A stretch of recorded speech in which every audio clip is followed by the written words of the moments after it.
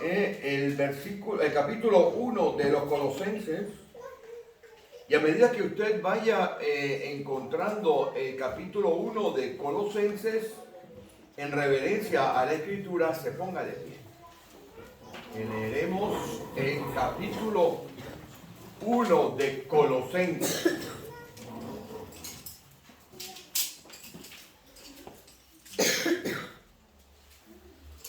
Y leeremos a partir del versículo 9.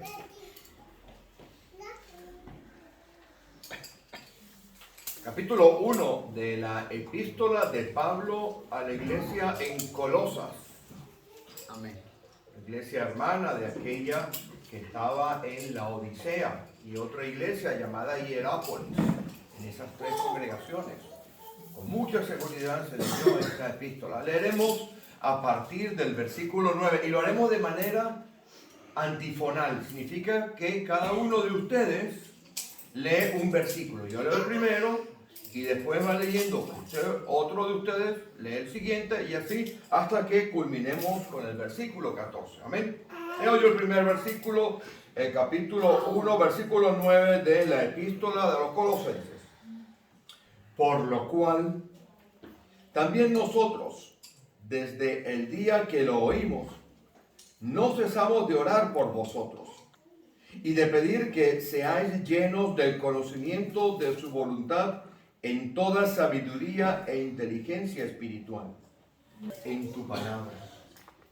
Pedimos que tu Santo Espíritu revele, Señor, a nuestro entendimiento, Señor, abriendo los ojos de nuestro entendimiento, la grandeza, la profundidad de lo que hay aquí, Señor.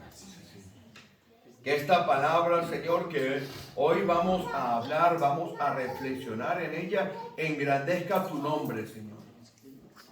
Entre en nuestro entendimiento, en nuestra alma, en nuestro espíritu y haga, Señor, lo que tú quieres que la palabra haga. Pedimos, Señor, que las meditaciones de nuestros corazones y los dichos de nuestras bocas sean agradables a ti. En el nombre de Jesús. Amén. Puede tomar asiento, hermanos. No sé si ustedes saben, pero yo soy un verdadero apasionado de la historia. De hecho, me gusta leer historia a montón. Y en estos días veía una serie que está en el YouTube, que es del canal de historia. Y la serie traía a unas personas que estaban dando vueltas en una grúa del medioevo para que esta grúa levantara grandes piedras. Y de inmediato recordé una fecha en la cual nosotros llegamos a España la primera vez, por allá por el año 2000 y tanto. Teníamos en nuestra casa en Miami mascotas, siempre hemos tenido mascotas. ¿Saben lo que es mascotas, no? Animalitos de compañía. Gato, perro, tortuga, hasta llegamos a tener en una oportunidad un animal que en Venezuela le llaman morrocoy. Una tortuga grande. Es una tortuga grande de tierra que se perdió, desapareció, aquella tortuga. Se fue de la casa del patio y desapareció. Y cuando veníamos para acá, para España, teníamos un perro al cual queríamos mucho. Ese perrito lo regalamos a una familia y cuando llegamos a España empezamos a buscar una mascota para nuestros hijos. Arturo y David, nuestros hijos, estarían alrededor de los 8 años, 7 años. Y estábamos mi esposa y yo pensando cuál mascota podríamos buscar para nuestra familia.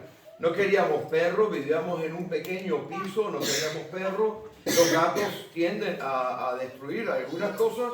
Yo sé que hay gatos muy pacíficos, hay personas que tienen gatos que son muy pacíficos. Y una tortuguita nos parecía, que ya habíamos tenido una tortuguita, nos parecía así. Y decidimos comprarle a nuestros hijos hámster. ¿Saben lo que son esos ratoncitos? Los colocamos en su jaulita, que teníamos la jaulita, y a mí me gustaba salir a ver los hámsters porque tenían una ruedita, no se lo conocen. Y los hámsters salían por la mañana y entraban en la rodilla y daban vueltas, daban vueltas, daban vueltas, daban vueltas, daban vueltas. Y es que no iban a ningún lado. No avanzaban. Y yo me pregunto, muchas veces la vida espiritual nuestra no es así. Muchas veces no pasan muchos años que usted va a una congregación, 20 años, 30 años, 40 años. Muchos kilómetros, muchas reuniones de oración, muchos estudios bíblicos. Y cuando está usted en la tranquilidad de su casa, usted se da cuenta que no está avanzando.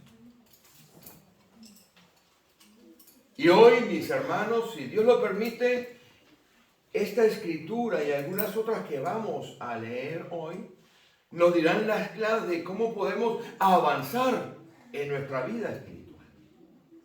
Porque hay una diferencia entre venir a la iglesia empujado muchas veces por circunstancias, por nuestras madres, por nuestros hermanos, por nuestros tíos, por nuestra familia, que venir a la iglesia con la alegría y el gozo de servir a Dios.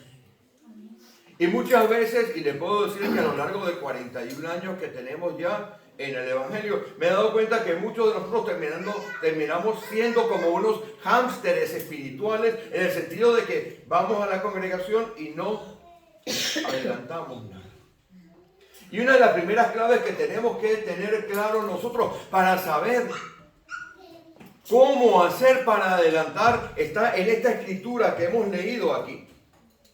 Y les voy a pedir a mis hermanos que vayan conmigo al versículo 13. El versículo 13 de este capítulo de Colosenses, el primer capítulo de Colosenses, el versículo 13 es la llave que nos va a permitir entender, desembrollar, abrir la profundidad de lo que la Escritura nos enseña, nos dice, esos principios que aplicados a nuestra vida nos permiten ser lo que siempre queremos ser, más que victoriosos, ¿verdad? ¿Quién no le gusta aquel versículo? Somos más que victoriosos, más que vencedores en todas estas cosas. O aquel versículo de Juan 10:10 que dice, yo he venido a daros vida y vida en abundancia. Y cuando miramos y hacemos la introspección de nuestra vida, nos damos cuenta que quizás ni tenemos vida ni es muy abundante la poca vida que podamos tener. ¿Por qué no vivimos y no avanzamos como la Escritura dice? Porque la Escritura está plagada de promesas. La Escritura está plagada de cosas que si usted se apodera de ellas y actúa conforme a la Escritura dice, le puedo decir, mi hermana y mi hermano, que usted va a vivir en victoria. Porque la fe que habita en nosotros, como se ha predicado en esta iglesia, también el hermano Gerson lo estuvo predicando en estos días, la fe que habita en Pedro, dice Pedro, es de la misma calidad de la que tiene que habitar en usted y en mí. Nosotros estamos hechos para vivir en lo sobrenatural, en lo espiritual. Usted y yo posiblemente estemos en la carne, pero nosotros no somos de este mundo. Nosotros tenemos que vivir en una dimensión absolutamente nueva. Usted tiene que agarrar su BlackBerry y apagarle, sacar un iPhone 7 de estos que hay, espiritualmente hablando. Y el versículo 13 nos abre esto. Mire, vaya conmigo al versículo 13. Si usted tiene Biblia para subrayar, subraye. Aquí dice, mi hermano, que Dios nos ha librado de una cosa que se llama la potestad de las tinieblas y nos ha llevado al reino de su amado Jesucristo. Mire, hay dos cosas aquí. Hay una cosa que es el reino y una cosa que es la potestad. Lo primero que tenemos que saber usted y yo para ser libres totalmente, para poder tener una vida espiritual plena, es que Dios nos ha sacado, así como cuando sacan a un soldado herido de una trinchera, esa palabra que está allí, librado, es cuando viene un soldado que se ve que su compañero está herido en una dificultad máxima y el soldado va corriendo a toda velocidad y le coge por el cuello o por el casco y lo saca de aquel fuego que lo va a matar. Eso ha hecho Dios, pero nos ha sacado de una potestad y nos ha dado un reino. Son dos cosas diferentes. Usted tiene que saber que usted está ahora en un reino, en el reino de Jesús. Un reino es un lugar que tiene sus propias leyes, sus propias características, sus propias maneras de actuar. Antes, ¿dónde estábamos nosotros? En una potestad. Una potestad es algo de rango inferior. Sin ánimo de entrar en polémicas políticas, podríamos decir que una potestad para la vida del cristiano es algo así como una comunidad autónoma. Que tiene ciertas normas, pero hay normas de orden superior, las normas del Reino de España, que siempre van a estar por encima. Usted no puede, si es una potestad, si es una comunidad autónoma, usted no puede independizarse. No estoy haciendo apologías políticas de ningún estilo. Aquí estoy tratando de explicar la profundidad que hay. Entonces vivíamos nosotros, usted y yo, en un reino de absoluta oscuridad. La palabra oscuridad aquí es una palabra, a los que les gusta estudiar el griego, escoto. Significa la oscuridad más profunda, más completa, en la cual no hay nada de luz. No sé si alguno de ustedes ha entrado alguna vez en alguna cueva. Tengo que contar algo muy cortito. Cuando perseguía a mi esposa de novios, tengo que decir la verdad.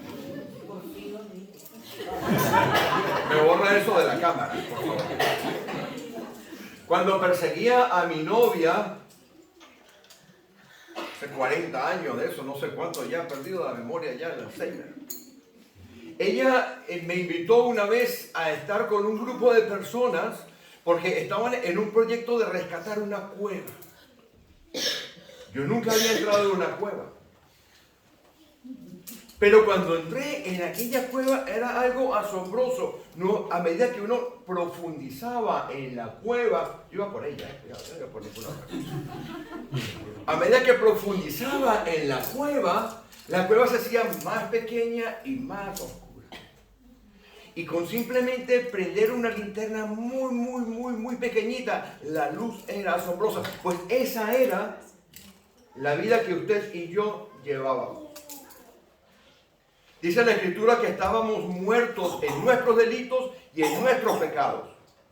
Esto es algo sorprendente porque no había esperanza alguna para nosotros. Estábamos en la más profunda oscuridad.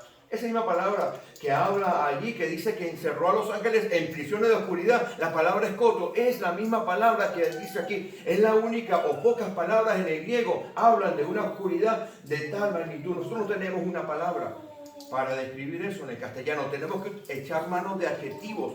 Tenemos que echar manos de cosas que puedan explicar la figura que hay aquí. Podría pasar horas explicando esta oscuridad. Y recuerdo cuando estaba allí en la cueva con aquella pequeña linterna, porque tenía una linternita de esas hace 40 años, mi hermano, eso no es como ahora el LED, una linternita que me costaba $1, no había tienda de chino. Se te cayó. Y se me cayó, ¿verdad? ¿Te acuerdas de eso? Quedamos en tinieblas todos. Quedamos en tinieblas todos. Pues estábamos en tinieblas, usted y yo, dice la Escritura, que cuando usted y yo estábamos en tinieblas, el espíritu de la potestad del aire hacía con nosotros lo que quería. No había manera de que nosotros fuésemos por nosotros mismos rescatados. Nosotros no podíamos rescatarlo. Tiene que venir Jesucristo. Y aquí la Escritura nos dice en el versículo 13, nos libró, nos sacó. ¿De dónde? De una potestad y nos subió de grado. Nos llevó a un reino. Y el reino es un reino de una luz absoluta. Lea conmigo. El reino de su amado Hijo. Entonces lo primero que usted y yo tenemos que entender es que ya no estamos bajo el control de las tinieblas. Porque la simiente de Dios ha entrado en nuestra vida. Y cuando la simiente de Dios entra en su vida, mi hermano, mi hermana, tengo que decirle que usted pasa de la muerte a la vida. Pero no solamente ahora, usted tiene que aprender a vivir en una dimensión absolutamente diferente. Usted está ahora en un reino.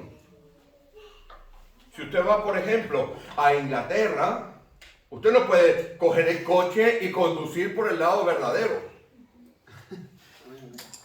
Porque las leyes del United Kingdom, del Reino Unido, indican que usted tiene que conducir por el otro lado. ¿Sí o no? Si usted se mete por allí a conducir por donde no tiene que conducir, miren, le van a freír a denuncias y le van a llevar preso. Bueno, usted y yo lo primero que tenemos que tener absolutamente claro y definido es que usted y yo estamos en una dimensión absolutamente diferente. Estamos en un reino diferente. En un Basilea. ¿Ha escuchado alguna vez que se llama Basilio? Pues mire, el reino significa eso. Y el reino de Jesucristo, ese que dijo, mi reino no es de este mundo. ¿Se acuerdan? Cuando le fueron a prender, Dijo, mi reino no es de este mundo, pero tenía autoridad y tiene autoridad que podía mandar legiones de ángeles para defenderlo. Yo puedo orar a mi Padre. ¿Y ustedes creen que no pueden venir cientos de legiones de ángeles? Dijo el Señor en aquel momento. Pues usted y yo lo primero que tenemos que saber es que estamos en un reino absolutamente diferente. El versículo 13 nos dice que nos ha librado, nos ha sacado, pero nos ha implantado en un reino diferente. Vayan conmigo al versículo 10. Él lo hace porque Él tiene algo en mente para usted y para mí. Vamos a ver el versículo 10. Les animo, mis hermanos, que tomen ustedes notas porque estaremos paseándonos también rápidamente por el Antiguo Testamento. Él, cuando nos rescata a nosotros, cuando nos saca de aquel fuego cruzado, estando usted herido, porque tengo que decirle que usted estaba herido por el pecado que habíamos heredado nosotros de Adán. Estábamos heridos, estábamos allí. Entonces Él nos saca, pero nos saca con un propósito. No nos saca solamente para dejarnos allí tirados. Él nos saca con un propósito. Lea conmigo el versículo 10. El versículo 10 que Él dice que Él nos saca de aquella oscuridad y nos traspasa al reino de su Hijo. Nos hace repoblar. La palabra traspasar, implantar, es repoblar. Como hacían en la antigüedad, que mandaban gente de un pueblo para otro para repoblar. Cuando conquistaban un lugar, cogían una persona y las ponían en aquel lugar, los trasplantaban. Porque los hacen nuevos. ¿Para qué? Aquí lo dice. Para que andemos como es digno del Señor. ¿Usted sabe que es triste? ¿Usted sabe que es triste? A mí no me gusta hacer funerales. Es muy triste. Me ha tocado hacer funerales de personas que no conozco. Pero sería muy triste. Un funeral de personas que uno no conoce no tiene una formulita ahí, ¿no? Y uno hasta se defiende con esa fórmula, pero ¿sabe lo que es triste? Que usted tenga que hacer el funeral de alguien que ha estado 20, 30, 40 años asistiendo a una iglesia. Y haya que decir en el funeral que ha servido a Dios. Porque el venir a una iglesia 20, 30 o 40 años no necesariamente significa que esa persona ha servido a Dios. Porque el servir a Dios requiere lo que dice aquí, fruto en toda buena obra. Usted puede venir muchos años aquí, sentarse en la misma silla, pero si no hay ese plus adicional en su vida, usted no ha servido a Dios. Entonces uno tiene que ir a dar un funeral de cumplimiento. Cumplo y miento.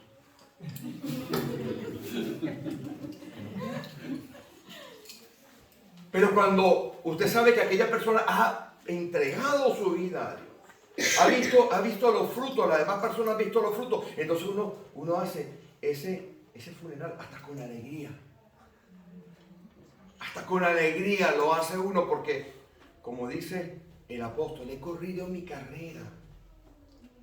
Ahora me espera la corona, la que me va a dar Dios, el juez justo. Pues no solamente me la va a dar a mí, sino a todos aquellos que aman su venida. Entonces, una de las cosas es que usted y yo tenemos que entender que ya no podemos vivir como vivíamos antes, sino que ahora tenemos que vivir dentro de las leyes, de las normas, de la forma que vive un hijo y una hija de Dios. Y para esto tenemos que ir a la vida de alguien llamado David. David nos enseña profundamente lo que hay ahí. Vayan conmigo a Hechos de los Apóstoles en el capítulo 13.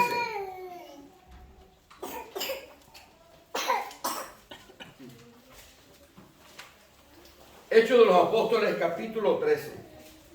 La manera de andar, en dar fruto es conocer la epignosis de Dios. Porque la escritura que estábamos leyendo dice dar frutos en el conocimiento de Dios. Tengo que hacer una pausa antes de leer esto y explicar qué es eso. Tenemos en la escritura dos palabras en el griego original que usted las lee en la versión Reina Valera del 60 y son exactamente iguales. Se traducen igual, conocimiento. Hemos explicado en algunas otras predicaciones que esas dos palabras son gnosis y epignosis. La gnosis es el conocimiento que usted hace cuando usted aprende a conducir. Por ejemplo, usted trabaja en la gnosis. La gnosis trabaja en su cuerpo por aprendizaje, en la carne, en la mente. Porque somos cuerpo, somos alma y somos espíritu, ¿verdad? En nuestra alma, en la psique de nosotros, se implanta la gnosis, el conocimiento, porque cuando usted ve niños pequeñitos que son capaces de pintar y de tocar música de 2 años, eso no es un don, es una capacidad que está dada allí, que está implantada en el alma, en lo que él es, en lo que ella es. Y ahí es donde la gnosis empieza a trabajar. La gnosis trabaja por conocimiento intelectual. Pero la epignosis de Dios se implanta en el Espíritu de Dios, porque Dios, cuando viene a su vida, el Espíritu de Él entra a su vida y le da vida a usted, porque usted estaba muerto en delitos y en pecados. Entonces, para poder dar un fruto verdadero, usted tiene que tener una relación verdadera con Dios. Ahora sí vamos a esta porción. Versículo 36 del capítulo 13. ¿Quién lo lee? Porque a la verdad, David, habiendo servido a su propia generación según la voluntad de Dios, durmió y fue reunido con sus padres.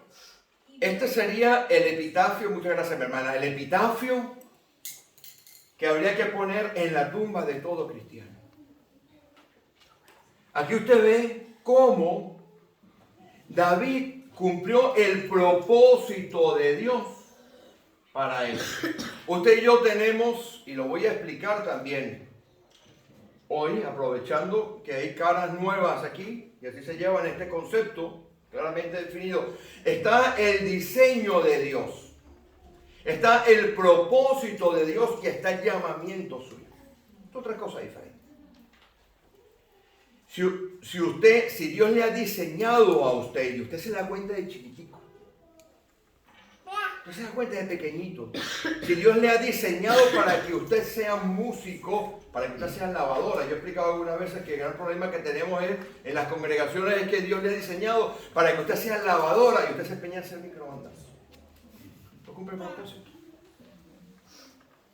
No cumple. Porque el propósito, el diseño de Dios se aplica en el propósito de su vida y usted vive el llamamiento. El llamamiento se vive todos los días.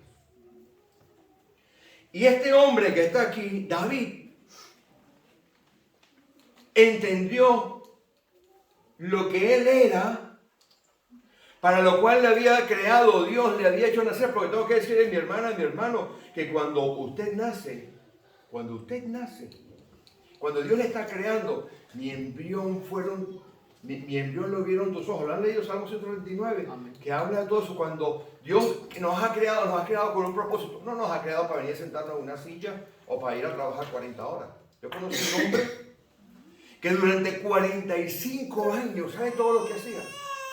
Cogía los tornillos de un lado de la fábrica y los llevaba al otro. Cuando Dios nos ha creado con un propósito. Y este hombre, David, entendió que el propósito de su vida era servir a Dios y a su generación, hacer la voluntad de Dios. Y mire que el amigo David no lo tuvo fácil. Porque él era, al igual que usted y yo, imperfecto. Porque ¿saben lo que era? Era asesino. ¿No sabían eso? ¿Usted qué cree? ¿Que David era un santo que le salían alas atrás? Nada. Adúltero. Póngale usted nombre y ahí estaría, en esa lista estaría este. Codicioso, hombre de guerra, tenía las manos manchadas de sangre y entonces no pudo construir el templo porque mismo Dios le dijo, espera, tú no, tu hijo, porque tú eres hombre de guerra y tienes las manos manchadas de sangre. Planificó el asesinato de Urías Eteo. Pero este era un hombre que pudo aguantar. Una vez entendió para qué le había llamado Dios, él pudo aguantar todo el golpe que aguantamos nosotros cuando decidimos salir de nuestra rueda de hámster y empezar a servir a Dios. Vayan conmigo por favor, a 1 Samuel capítulo 16. Vamos a ver lo que soportó este hombre. Él había entendido que está en una situación diferente. Él estuvo, mire, le voy a decir cuántos años estuvo aguantando dificultades. Estuvo más o menos 55 años. Si usted va allá al capítulo 16 de la primera de Samuel, busque primera de Samuel, capítulo 16, versículo 13. Los problemas de David empezaron cuando él tenía alrededor de 15 años de edad. Murió a los 70, más o menos. Primera de Samuel 16, 13. ¿Quién lo lee? Y Samuel tomó el cuerno del aceite y lo ungió en medio de sus hermanos. Y desde aquel día en adelante el Espíritu de Jehová vino sobre David. Se levantó luego Samuel y se volvió a Ramá. Cuando Dios nos ha sacado del rey, de la potestad, no un reino, de la potestad de las tinieblas, y nos traslada al reino de su Hijo Jesucristo, nos pasa igual eso, porque usted es sellado por el Espíritu Santo. Y él tendría alrededor de 15 años de edad cuando Samuel hace pasar todos los hijos de Isaí. Y dice, me falta uno. Busca al chiquitín, busca al bebé. Y ahí viene aquel niñito de unos 15 años de edad. Y Dios le habla a Samuel y le dice,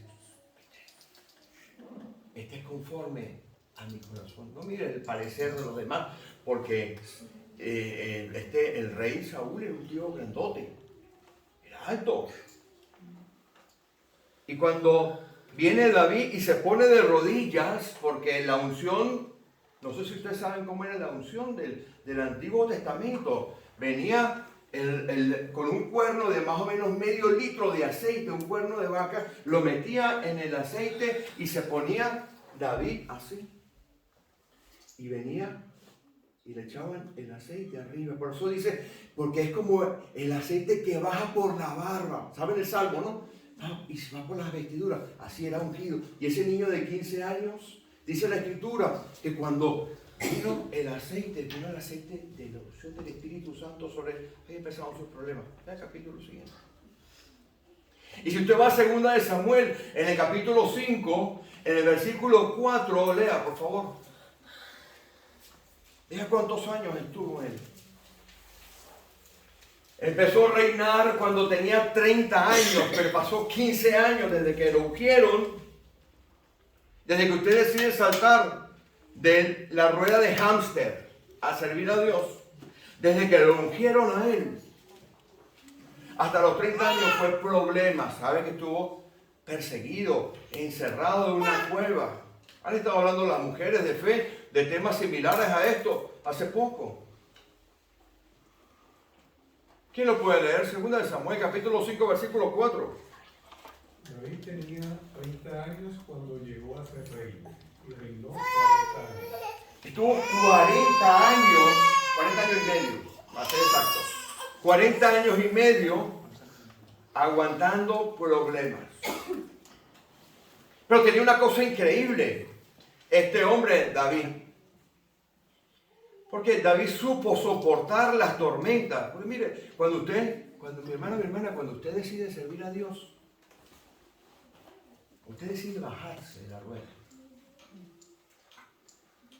Vienen tormentas a su vida. Hay muchos tipos de tormentas en la vida de nosotros. Hay tormentas en las cuales la iglesia ora por usted. Pero ¿saben cuáles son las peores tormentas, mi hermana, lo que hay? Las peores tormentas son las que solamente ve usted. Las que nadie ve. Las que están dentro de usted. Las que Dios utiliza para que usted aprenda a andar por fe. Porque en medio de la tormenta, Dios no quiere que usted eche mano de sus sentidos. En medio de la tormenta, Dios no quiere que usted salte de alegría y de gozo. Cuando dice la Escritura que bienaventurado el hombre que anduvo, ¿verdad? Que no anduvo consejo de malos, y dice que gozados en diferentes pruebas. Pero Dios a lo que aspira es que usted ande por fe, no por vista. Y en medio de las dificultades más difíciles, este hombre, a lo largo de sus 55 años llevando dificultades, porque estudia la vida de David, usted verá que produjo cosas tan increíbles como el Salmo 23:4. ¿Quién lo lee? Aunque ande en sombra de valle de muerte, no temeré mal alguno, porque tu vara y tu callado me infundirán aliento. ¡Oh, Dios mío! Eso es lo que usted tiene que apelar cuando usted se baja de la rueda y usted decide avanzar.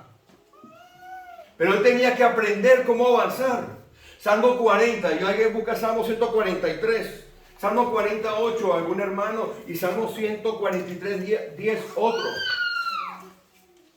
¿Usted cree que esto era solamente para él? No, no, cuando Dios nos creó a nosotros, nos creó con un propósito, con un plan. ¿Usted ha escuchado decir, ya es que Dios tiene un plan perfecto para ti? ¿Lo ha escuchado, verdad?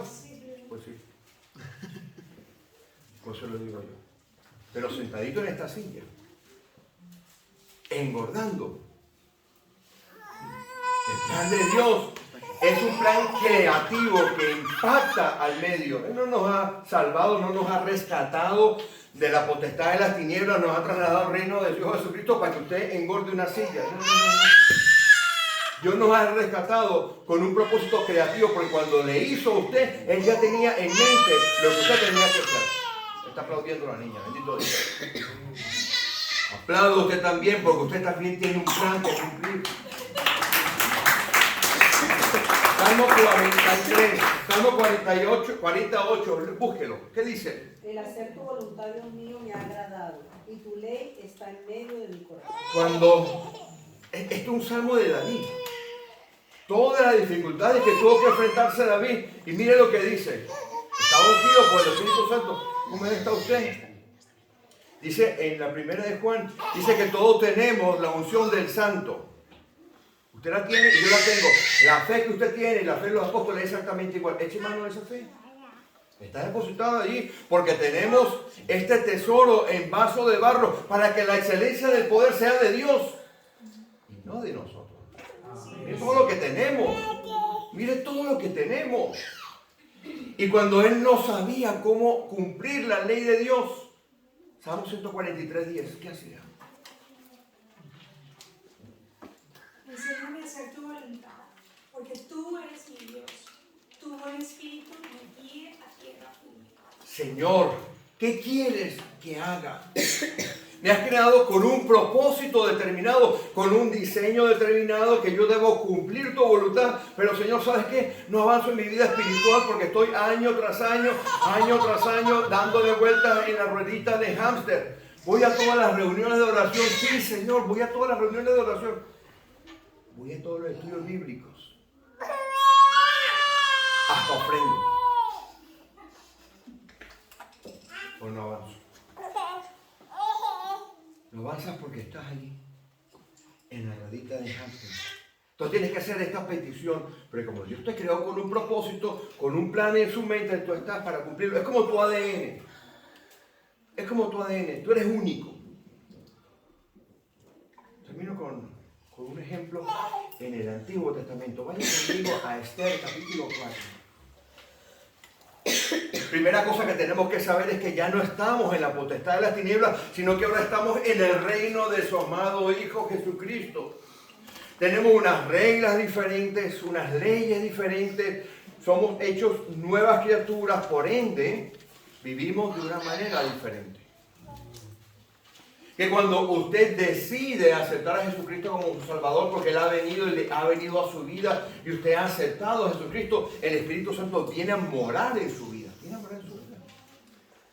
O sea que la vida de Dios se implanta en su vida. Y usted con el conocimiento espiritual de Dios, no el conocimiento intelectual, no solo sepa nada. Pastor, yo me hice el Salmo 119. Y muéstrame los frutos. Ay, pastor, ¿qué es esa salsa? El vallenato, mira. Y el disco ese, cuando estoy despechado, lo rayo. Frutos de labios que confiesan tu nombre. Esa es la misma palabra que fue traducido del hebreo al griego y que dice, si confesares con tu boca, confesar es como el peripateo, invitar a Dios todos los días a que Él tome control de tu vida. ¿Cómo eres tú? Ya no vivo yo, vive Cristo en mí. Y lo que me queda por vivir, lo vivo en la fe del Hijo del Hombre que se entregó a sí mismo. Entonces, usted decide hoy bajarse. Usted tiene que ser como David. Preguntarle, Dios, ¿qué quieres que haga? Aquellas palabras, aquellas 5 palabras de Pablo, cuando fue descaballado. Pablo como que no sabía lo que estaba diciendo, las 5 palabras más importantes. Señor, ¿qué quieres que haga? Usted ve ya que en el capítulo 13 el Señor dice, apártame a Pablo, te lo mandé para la obra que le tengo yo. Termino con este caso ilustrativo. Esther, el libro en el cual el nombre de Dios no aparece, pero la mano poderosa de Dios se ve en ese libro. Esther significa mirto o arrayán, un árbol con una flor muy bonita. Había una reina que dice que era preciosa, la reina Basti.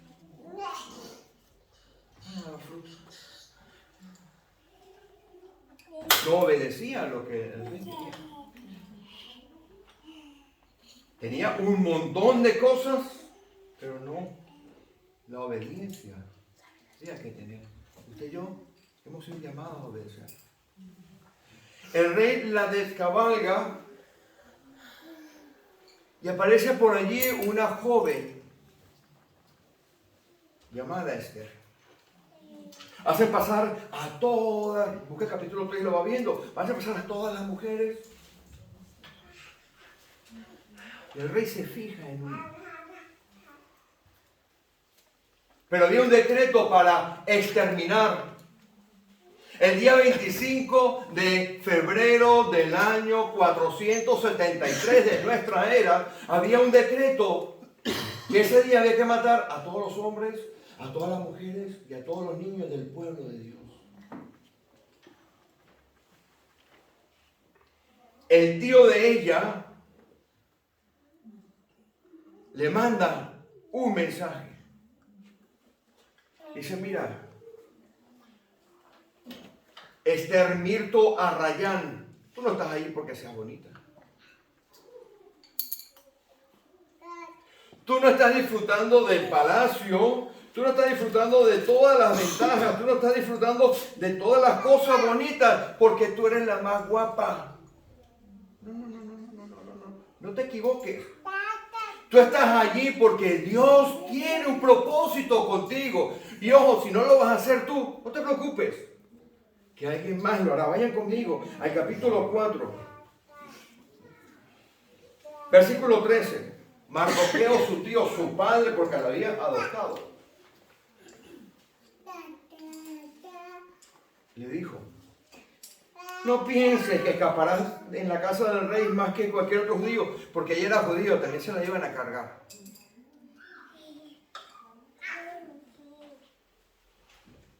Porque si callas, si no te bajas de la rueda y no haces lo que Dios quiere que tú hagas, no te preocupes, el plan de Dios no se va a parar. Alguien lo hará, pues no serás tú.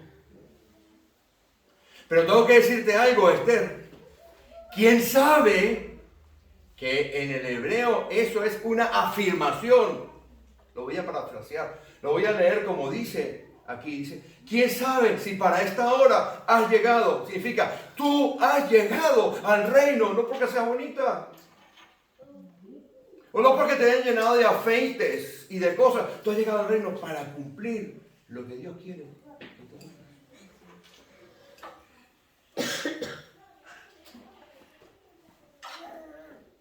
Y Esther se arma de valor, entiende, se descabalga de las ruedas y entiende que tiene un propósito para cumplir.